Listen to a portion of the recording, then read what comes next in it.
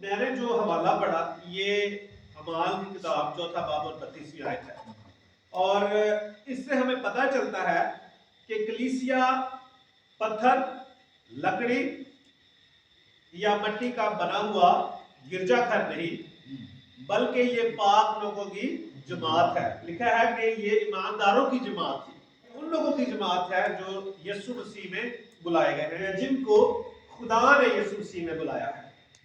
ٹھیک ہے، تو جو چرچ ہے وہ بنیادی طور پر گرجا گھر نہیں بلکہ ایمانداروں کی جماعت یا بلائے ہوئے لوگوں کی جماعت ہے۔ یہ وہ لوگ ہیں جن میں مسیح کی راست بازی بسی ہوئی ہے، جن میں مسیح کی راست بازی بسی ہوئی۔ ہم جو مسیحی ہیں اور بالخصوص ساتویں ریفارم چرچ یہ ایمان رکھتا ہے کہ ہماری اپنی اس میں کوئی لیاقت نہیں بلکہ یہ خدا کا فضل ہے اور یسوع مسیح کی راست بازی ہے جس کے وسیلے سے ہم بچائے گئے ہیں۔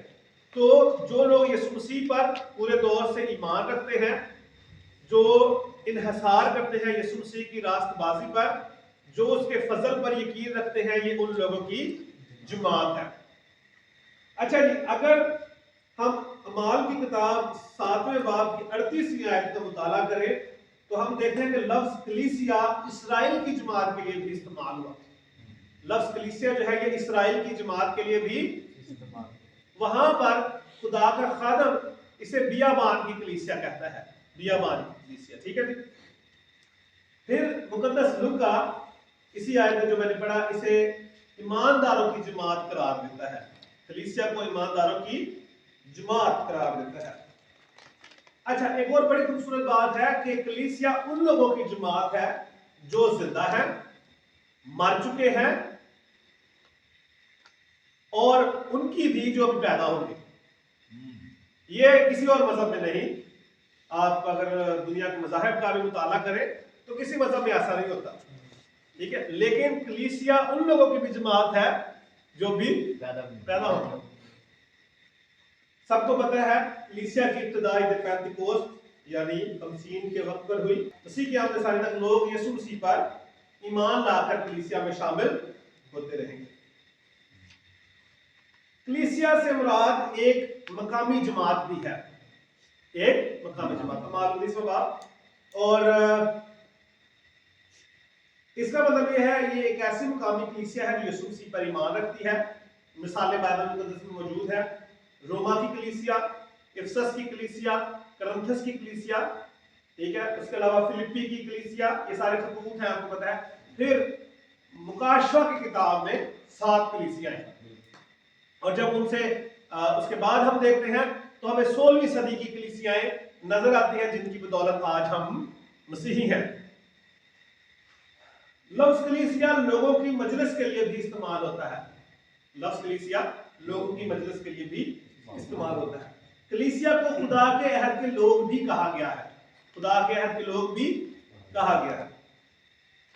اچھا، اب ہم یہ سوچ رہے ہیں کہ یہ ساری تعریفیں مختلف ہیں، کسی جگہ پر ہم کلیسیا کو ایمانداروں کی جماعت کہتے ہیں، کسی جگہ پر اسرائیل کی جماعت کہتے ہیں، کسی جگہ پر ہم اسے مقامی کلیسیا کہتے ہیں، لیکن ان سب کی روشنی میں ہم یہ سیکھتے ہیں کلیسیا مسیح یسوع پر ایمان رکھنے والوں اور مسیح کی بدولت خدا کی طرف سے بلائے جانے والوں کی جماعت ہے جو مقامی، قومی اور بین الاقوامی سطح پر مسیح کے نام میں یکجا اور متحد ہے، یعنی عالمگیر ہے، یعنی عالمگیر ہے، یعنی پوری دنیا میں پھیلی ہوئی ہے، یعنی کیتھولک ہے، یعنی کہ پوری دنیا میں پھیلے جانا اس کی خصوصیت ہے کلیسیا کی۔ اور کلیسیا پوری دنیا میں مختلف فرقوں میں اور مختلف گروہوں میں موجود ہے۔ کلیسیا کا کام خدا کی بادشاہی کے قیام، مسیح یسوع کی گواہی کی علمبردار اور خدائے واحد کی پرستش اور عبادت کرتی ہے۔ کلیسیا خدا کی مرضی کو اس کے فضل سے بجا لاتی اور خدا کی بادشاہی کا وسعت دینے کی کوشش کرتی ہے۔ اس کو ذرا غور سے سیکھنے کی ضرورت ہے۔ یہاں میں نے کہا ہے کلیسیا کا کام کیا ہے، کلیسیا کا کام کیا ہے؟ خدا کی بادشاہی کا قیام، خدا کی بادشاہی کا قیام پہلا کام۔ دوسرا، مسیح یسوع کی گواہی کی یہ علمبردار ہے، کلیسیا یعنی کہ انہوں نے کلیسیا نے جھنڈا اٹھایا ہوا ہے کہ ہم نے مسیح کی گواہی دینی ہے، ٹھیک ہے۔ दूसरा तीसरा काम यह है कि कलीसिया जो है ये खुदा वाहिद की परस्तिश करती है, खुदा वाहिद की परस्तिश करती है और इबादत करती है।